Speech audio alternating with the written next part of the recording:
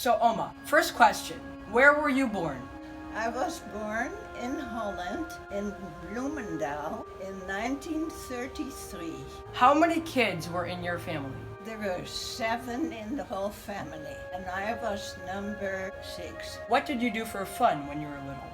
We played all kinds of games on the grass field. Wherever we went, we always went on the bicycle. We went very often all the way to the beach, had horseback riding lessons, became very good at horseback riding, so I was even in tournaments where we had to do jumping over fences. I rode my scooter also. Now, do you remember being in a war? I remember very well my parents stood on the grass with other neighbors and they had tears in their eyes because they said Germans had bombed Rotterdam area. That was the beginning of the war. Do you remember the Nazis coming to Holland? The Nazis were all over Holland. There were all kinds of things that were forbidden. Nothing stayed the same. Could not use our own flag in Holland anymore. Oranje boven. That means orange above everything. But you couldn't say things like that.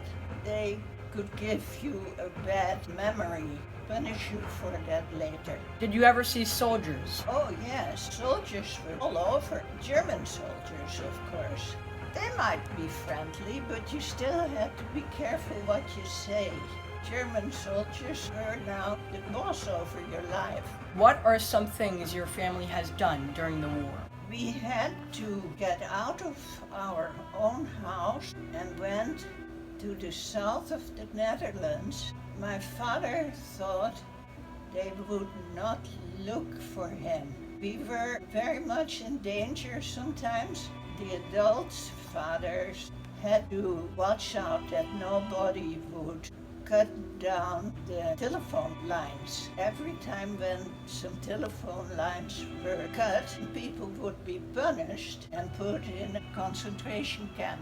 We were afraid that father would be put in a concentration camp. We went into a hotel and he thought there they would not look for him. What did your oldest sister do? My oldest sister and her husband took in a Jewish girl. Jewish people were put to death. Jewish people had to wear stars on their clothes. They became very afraid that the next thing was that maybe they would be transported to Germany and all killed or right away all killed. We don't even know if the family of that Jewish girl survived. My own brothers went into hiding. Young men were all taken to Germany to work in factories. The factories had to send their workers as soldiers, and the mayor was sent to a concentration camp as punishment for cutting wires. The Dutch people wanted to cut the wires so that Germans could not communicate with one another. Brother was afraid that he would be in danger to be found, so he fled from France and started walking all the way over to Switzerland. He had to go by foot. He could not hitch a ride. You never know if a person would be on the German side. He started walking. He had to go through the mountains. His feet got frozen. He lost some parts of his toes. Did you go to school during the war? We went to school, of course. We also had to be careful who we talked to.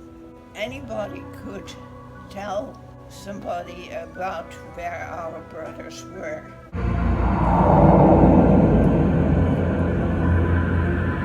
How did you get your food during this war? There was not enough food. Everything went to the Germans. My father had organized that we could get some milk, eggs from a farmer by giving the farmer some shoes for his children. Trouble was, this farmer was pretty far away. Anything that had rubber on it was used by the Germans. We went with a scooter to the farmers, but we had to be careful. If we would see Germans on the way, we went behind bushes or we went in hiding because we didn't want the farmer to be in trouble for giving us food. There wasn't enough food to eat. We did not eat very healthy. We ate probably a lot of potatoes with salt on them. And at some point, I became very sick. I woke up in the night screaming. And that was because I had very high blood pressure from too much salt in my body. They had to race me to the hospital. I was in agonized pain and I couldn't see. I was blind at that moment. Was there destruction close to your house? Especially when the war front was very close by. We could hear the shooting already. Then my older brother, he dug in the yard. We went in a safety shelter in the yard that my brother, who was then maybe about 16 years old, dug. When the front was so close by and we could hear shooting, we had to be ready to hide to safety. Father said, you can't keep your shoes on in bed because we may all of a sudden have to go in the shelter that Mark, my brother, dug in the yard. What do you remember about the war ending? The last night of the war, we heard bagpipe music, and that is when the Canadians were marching around the village to tell that the war was over for us. How did the war change your life? The scarcity of food makes it that forever I cannot throw anything away. There was a time when we didn't have food. I am still always very conscious of having to be careful that we have enough food. Where did all of your brothers and sisters live after the war? 2 brothers had immigrated to Australia. The rest of us stayed in Holland until I went to Switzerland, and there I met Daddy. Bob and I got married. We moved to Illinois. We had 3 children, Michael, Saul, and then Laylee. When the kids got older, Michael went to Oregon, Saul and Laylee went to California. When Laylee and Josh had their first baby, we moved to where they lived. So now we were Oma and Opa in Long Beach, California. My 13-year-old grandson here in California decided to interview me about my life during the war. That he didn't know me yet.